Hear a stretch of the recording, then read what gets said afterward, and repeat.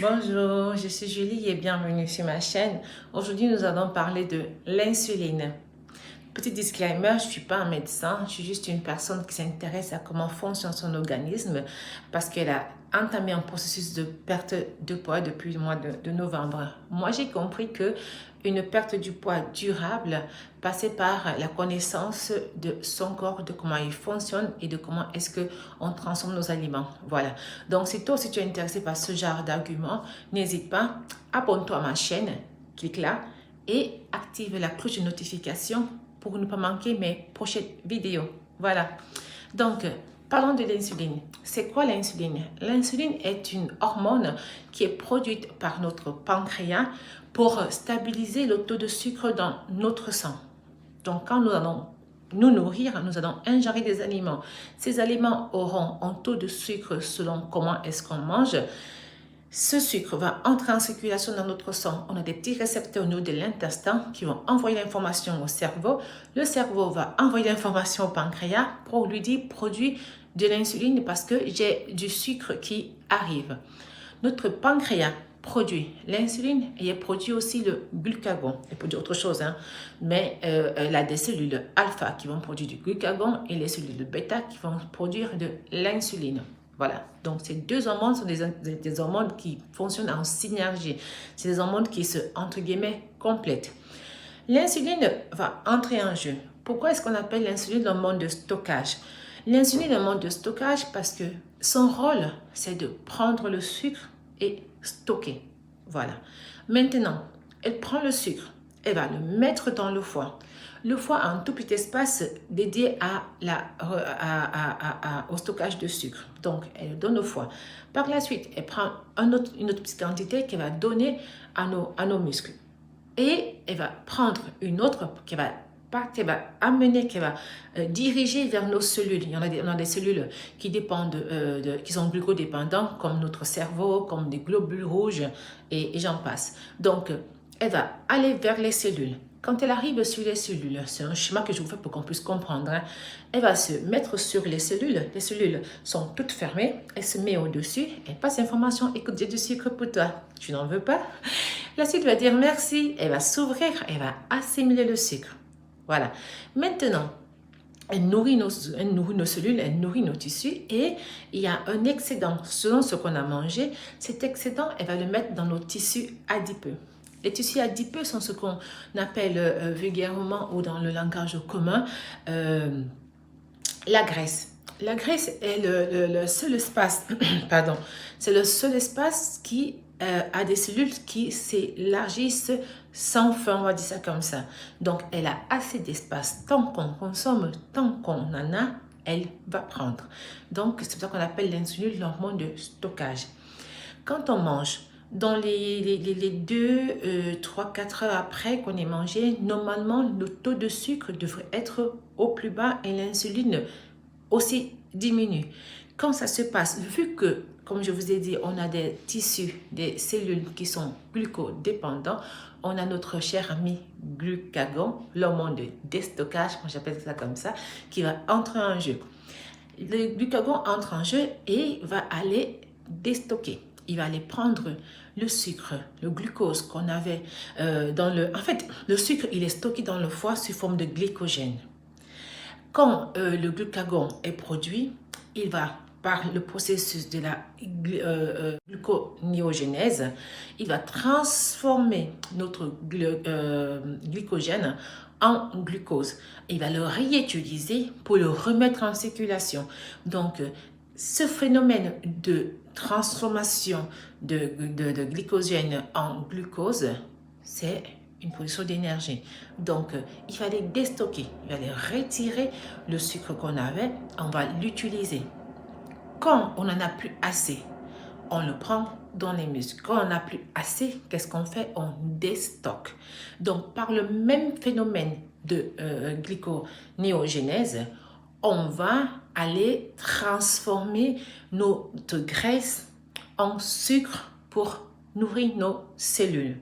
Donc, ici, il est bien important de comprendre que l'insuline, tant qu'on a de l'insuline en circulation dans notre corps, on ne déstocke pas. On déstocke quand le taux de sucre baisse et on a le glucagon qui entre en jeu pour aller retirer notre sucre stocké. Quand on n'en a plus, on va aller attaquer les graisses. Voilà. Quand cette étape est passée, on va aller comprendre qu'est-ce qui peut se produire dans notre corps pour avoir un problème d'insulinodépendance. C'est quoi l'insulinodépendance? L'insulinodépendance est un état que notre corps a quand on n'a plus de réaction d'alchimie entre l'insuline et nos cellules. Je vous explique. Quand on mange, si on mange toujours des éléments riches en sucre, si on mange toujours des éléments facilement assimilables, donc des sucres bruts, des sucres raffinés, des aliments raffinés, on a un taux de sucre, de glycémie. Moi, vous allez m'excuser si j'abuse des termes, mais tout ça pour moi c'est pareil, sucre, glucose et tout ça. Donc, on va manger des aliments trop riches en sucre. Ce sucre va aller augmenter, c'est-à-dire on aura un pic de la glycémie qui va demander au pancréas de créer beaucoup d'insuline pour aller baisser le taux de la glycémie. Si on fait ça tous les jours, notre pancréas a un excès de demande et produit toujours beaucoup plus d'insuline pour pouvoir baisser notre taux de sucre. À un certain moment, notre pancréas va se fatiguer et il ne pourra plus produire assez d'insuline pour baisser notre taux de sucre. Ce phénomène va amener notre insuline à être faible. Donc cette insuline-là, qui est notre clé, n'est-ce pas, pour ouvrir les cellules, va dire aux cellules, écoute, j'ai du sucre pour toi, est-ce que tu n'en veux pas? Quand tu vas le dire, la cellule va dire, moi, je n'en veux pas, tu n'es pas assez pour pouvoir me nourrir, j'en veux pas. Il faut que tu me proposes beaucoup plus de quantité d'insuline pour que je puisse accepter. Donc, il faut beaucoup plus d'insuline pour ouvrir nos cellules. Notre pancréas n'en produit plus, voilà, et on devient résistant à l'insuline. C'est tout simplement ça qu'il faut comprendre. Du coup, ce statut d'insuline dépendance va amener beaucoup de soucis de santé. Alors, je vais être répétitive. On a dit trop de sucre ou sucre présent dans le sang, présence de l'insuline. Tant qu'on a de l'insuline en circulation, on ne déstocke pas parce que l'insuline, c'est l'hormone de stockage. Donc, trop de sucre dans le sang, stockage. Le stockage va nous créer un problème d'obésité parce qu'on va mettre tout ce stockage dans nos tissus adipeux qui vont créer surtout la graisse au niveau de l'abdomen. Cette graisse n'est pas une bonne graisse pour nos petits vaisseaux. Donc, nos petits vaisseaux vont être en souffrance. On peut avoir un arrêt vasculaire. On peut aussi souffrir de cécité. Un autre problème est au niveau de nos reins. Parce que avoir trop de sucre et une insuline qui ne parvient plus à faire son travail, on aura les reins qui vont venir à l'aide à notre corps. Les reins vont trop travailler et on peut avoir une insuffisance rénale. On peut avoir un problème de pression artérielle, voilà, et le diabète de type 2. Le diabète de type 2, je fais juste un petit virage à ce niveau-là avec mes termes.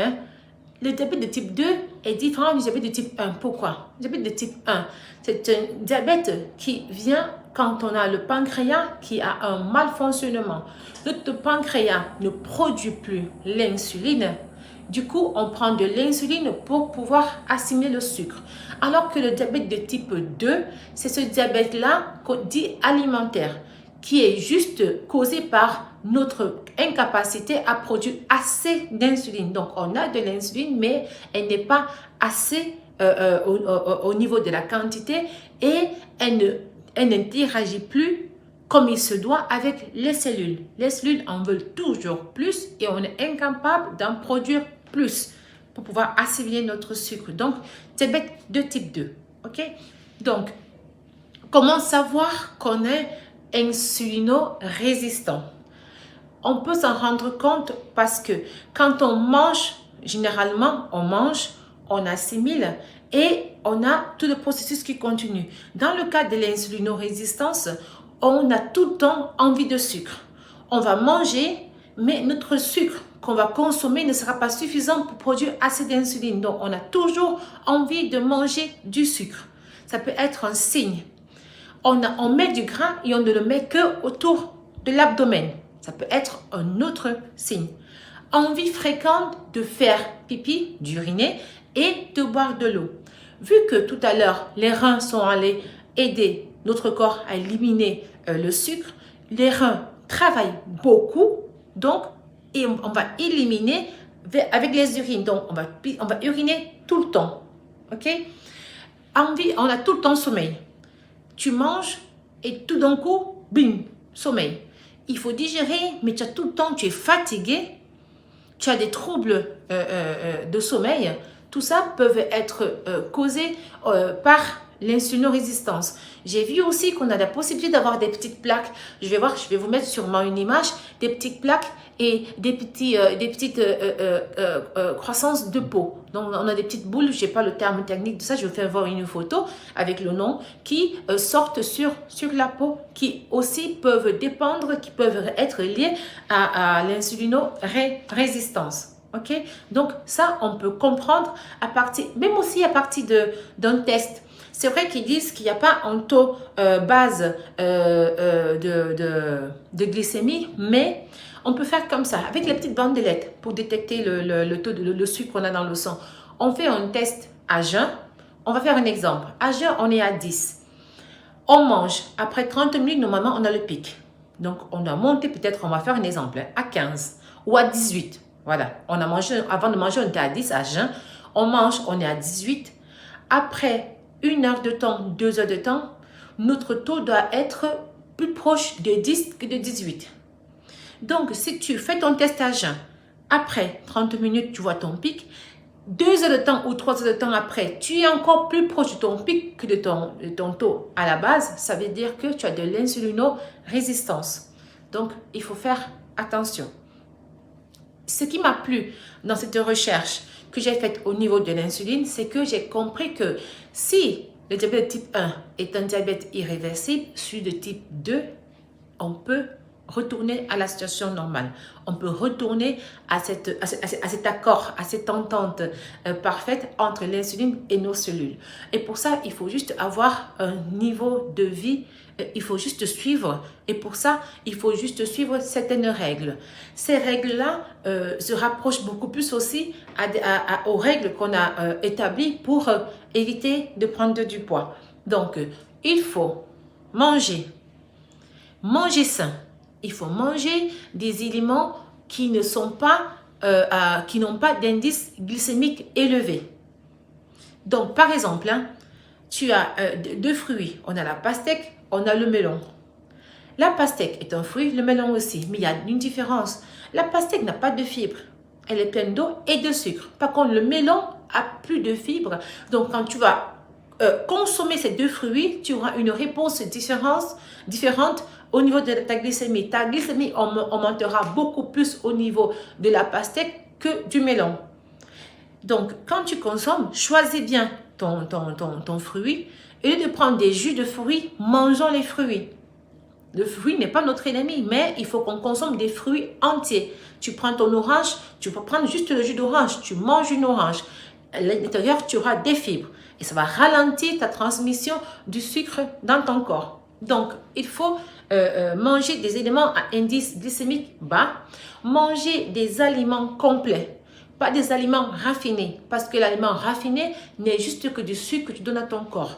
L'aliment complet a encore des fibres, même discours, on assimile tout doucement, il n'y a pas de pic, donc il n'y a pas cette envie de manger tout de suite après, parce qu'on est sans force, d'accord? Donc, il faut boire beaucoup d'eau, il faut dormir à des heures régulières, il faut faire du sport, très important. Le sport, c'est notre clé.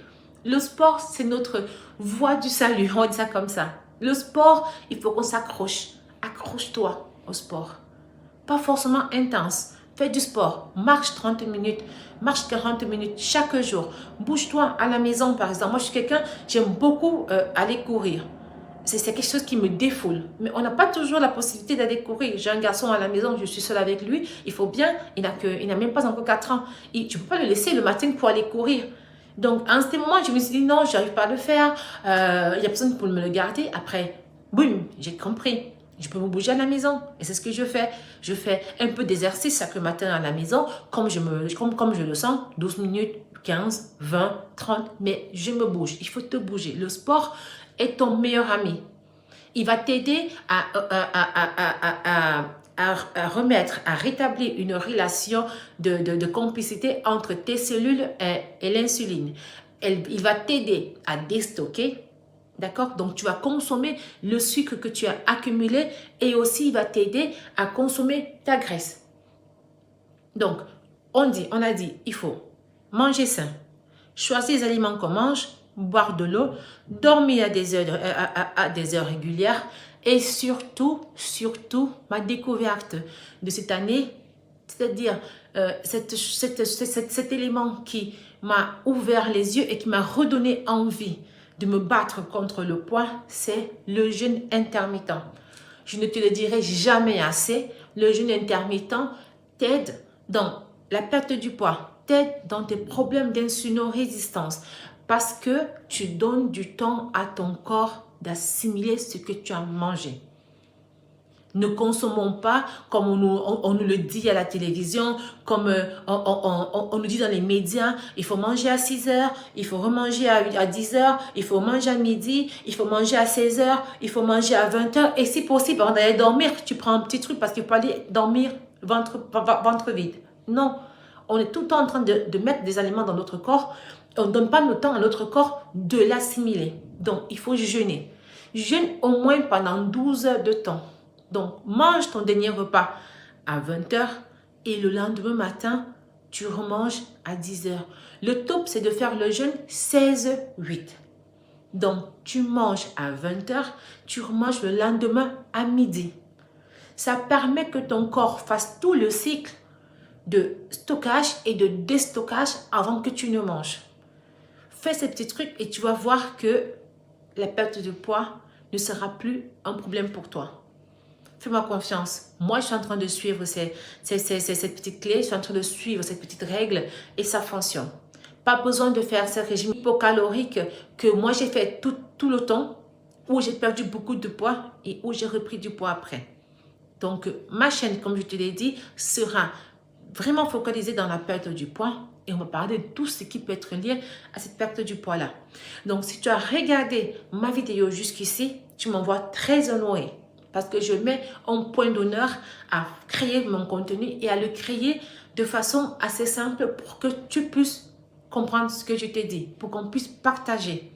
Donc, comme tu l'as regardé, je suis très contente. Si tu n'es pas encore abonné, abonne-toi. Clique là, abonne-toi et active la cloche de notification. La clé de la réussite de ma chaîne sera que tu puisses me mettre un pouce bleu. Chaque fois que tu regardes ma vidéo, si elle te plaît, mets-moi un pouce bleu. Parce que le pouce bleu sera ce qui va permettre à YouTube de proposer ma vidéo à d'autres personnes comme toi qui ont fait la même recherche.